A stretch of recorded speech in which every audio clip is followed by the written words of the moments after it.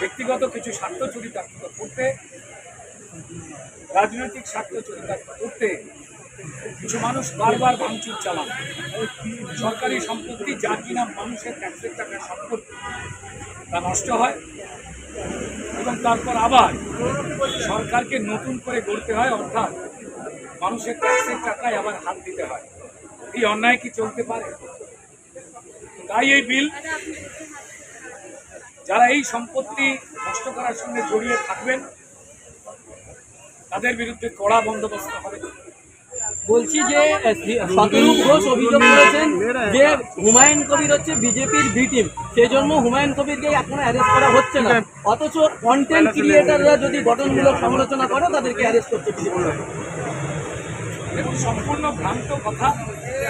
আজকে সদনে সম্মানীয় মুখ্যমন্ত্রী হুমায়ুন কবিরকে নিয়ে যে স্পষ্ট কথা বলেছেন, তারপর এই ধরনের আলোচনা যারা করেন তারা হয়তো সময়ের মূল্য সঠিকভাবে দিচ্ছেন। এক আর দ্বিতীয় বিষয় আমরা বলতে পারি যে স্বাধীনতা মানে কিন্তু কোনটা আমরা করব না সেই বিষয়ে আর একটা দায়িত্ব। যারা কন্টেন্ট ক্রিয়েটর রয়েছেন তাদের ধন্যবাদ জানাই এবং মানুষ নানান গুরুত্বপূর্ণ বিষয় তারা তোলেন, কিন্তু কয়েকজনে একটু তড়িঘড়ি করবার জন্য তাদের সঠিক তথ্য তারা অনেক সময় পুট করতে ভুলে যান বা জানতে ভুলে যান।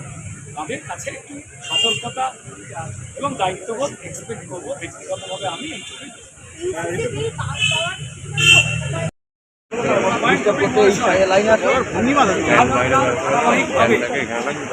যা যা বক্তব্য রেখেছেন এই সমাজ, আমাদের রাজ্য, দেশ তার সম্পূর্ণ বিরোধী। এই আগের সরকার, মমতা বন্দ্যোপাধ্যায় সরকার তাকে প্রশ্রয় দিয়ে এই অন্যায় কাজগুলো আরো দৃঢ়ভাবে যাতে তিনি করে যেতে পারেন তার বন্দোবস্ত করেছিল। আজকে সম্মানীয় মুখ্যমন্ত্রী শুভেন্দু অধিকারী স্পষ্ট করে এই পবিত্র সদনে বুঝিয়ে দিলেন যে আমাদের কারোরই কোনো অধিকার নেই।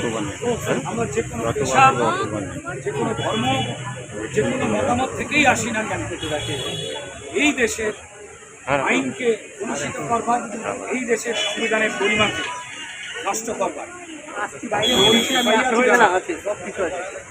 বাকিটা প্রতীক্ষা।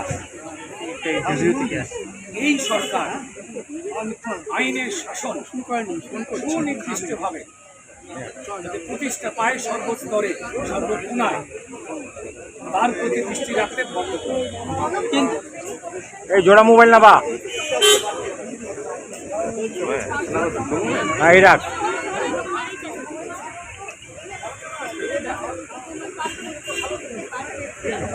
সম্মানীয় হাইকোর্টের নির্দেশ এসে আপনাদের মনে রয়েছে, কিছু নামকে ঢুকিয়ে দেওয়া হয়েছিল যারা দুর্বল, যারা পিছিয়ে পড়ে, তাদের জন্য অবশ্যই সরকারকে ভাবতে হবে। কিন্তু তাদের এই তালিকায় রাজনৈতিক স্বার্থ চরিতার্থ করবার জন্য কোনো রকম নিয়ম না মেনে ঢুকিয়ে দেওয়া হয়েছিল, তার পরিমার্জনটা হওয়ার দরকার। এই অনুমতি সবারই ছিল। আমরা